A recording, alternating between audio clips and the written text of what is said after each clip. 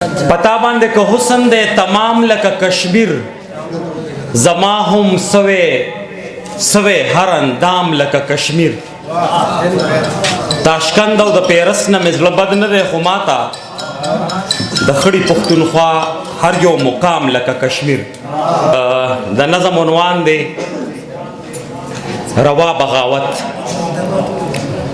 د پولی شوي زړه د درد سړي کې زغملی نشم د پولی شوي زړه د درد سړي کې زغملی نشم نورې د زړه خبرې زړه باندې ساتلی نشم اجل می خوري ځکه مې وینه په تودو راغلی نور مې د صبر دا ججوره په چاودو راغلی نور مخنیوی د نمرود خیلو د قوت کومه پاسم د ځمکې د خدایانو بغاوت کومه او پوهه پې نه یم چې بد دي او که ښه روان دي د کلمې په نوم آزاد وطن کې څه روان دي زړه ته راتیر وطنه کله به دا وخت ووینم چې په خپل ژوند ستا د سیالۍ ځلنده بخت ووینم او وطنه څوک چې د سینه باندې لیوان ګرځي دا شوې ګټه به د بیرته په تاوان ګرځي دلته قانون او عدلیه د امریت ښکار ده ځکه دا کل معاشره د لادینیت ښکار ده اخوا بدماشو او سرزورو له قانون بیل دی دی خوا مظلومو او کمزورو له قانون بیل دی قاضي صاحب ستا ساګانې هم بل سره غوټې ښکاري قاضي صاحب ستا په ګورګوړي هم د چا ګوتې ښکاري د سپریم کورټ ته مخې تله میزاني کوزه کا یا د دواړو اوږو ګاون شیرواني کوزه کا او دی سملو کې ناس غټخېټو مې آئین لاو کو دی سملو کې ناس غټخېټو مې آئین لاو کو دی قانون سازو میں دستور پا باسند لاو کو دی مقدسو ایوانونو نا غوجل جوڑوی دا وادو کور وی پاکے ہر وقت غوبل جوڑوی تو اپوزیشن تر پشور سبزی منڈے جوڑکڑی دا اقتدار خاون تے ہم مچلی منڈے جوڑکڑی نو دیل نامزد ورکشستا دا مرگی شورو گرزا دا اسملے پستا کرسے در پورے اورو گرزا او باچا لتا کسوگ ہیلہ لرینو بد بکوی باچا لتا کسوگ ہیلہ لرینو بد بکوی دا قوم کستانه سگیده لرینو بد بکوی خواره دا بل پا اشارو لکا لولک گڑے گی لکا شادو دا مداریانو پا دولک گڑے گی ستا دا رغجل وادی نور مزرو کی زی نکوی سنڈا پا طولو مرلوشلو باندے پی نکوی تالا پس سوک لکبو ندل انلار در کی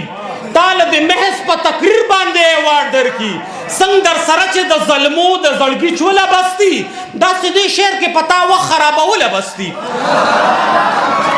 او اے دا حوستگی شاعر خودے دی منڈو باسا اے دا حوستگی شاعر خودے دی منڈو باسا دا یار دا زنی انانگون دی دا شنڈو باسا دا بیدارے پزیدی دا بچی پسکو مائن کرل سوک تی پخال سوک تی پشنڈو انانگو مائن کرل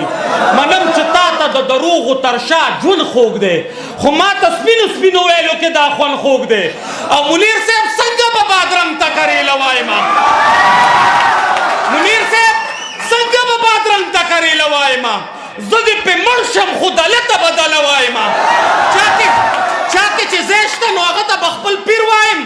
دا می ایمان دے چی خنزیر تا بخنزیر وائم آو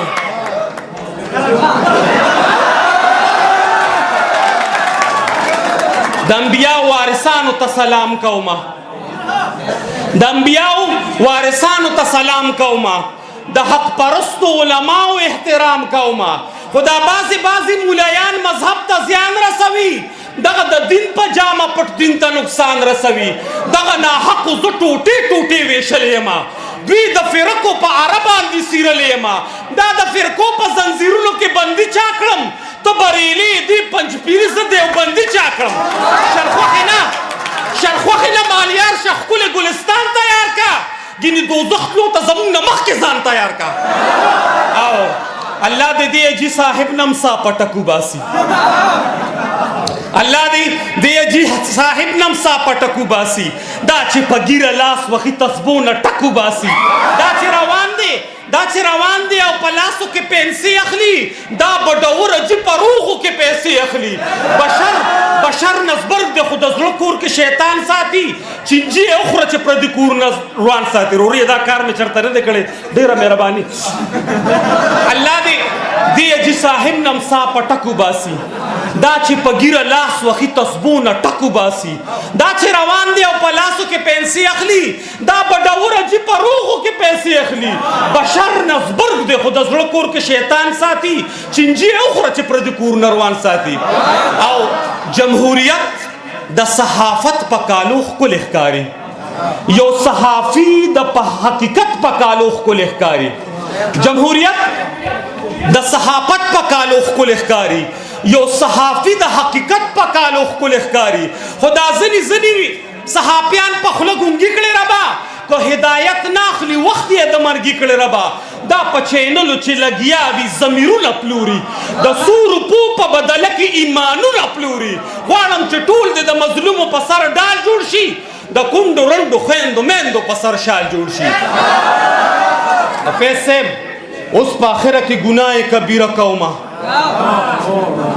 اوس په آخره کې ګناه کبیره کومه جرنیل صاحب تا سره پټې مناظره کومه د جان امان غواړم یو څو پوښتنې عرض دي زما مهمه نه په جمهوري نظام کې فرض دي زما دا درته څوک وایي حکومت واخله چوکۍ سنبال کا بهادره لاړ شه سرحداتو کې څوکۍ سنبال کا په مشرقي کرښه د هند دپاره قهر جوړ شه زړونه مو وګټه د قام دپاره پهر جوړ شه پاکستاني یم شپېلې مې د تندي لرې کا پاکستانی ما شپېلې مې د تندي لرې کا د وطندارو د مرۍ نه تې زندي لرې کا سجادوتي سر پتلی چغه بر حق پورته کړه زرې پدار کې د ناره د ان الحق پورته کړه زرې پدار کې د ناره د ان الحق پورته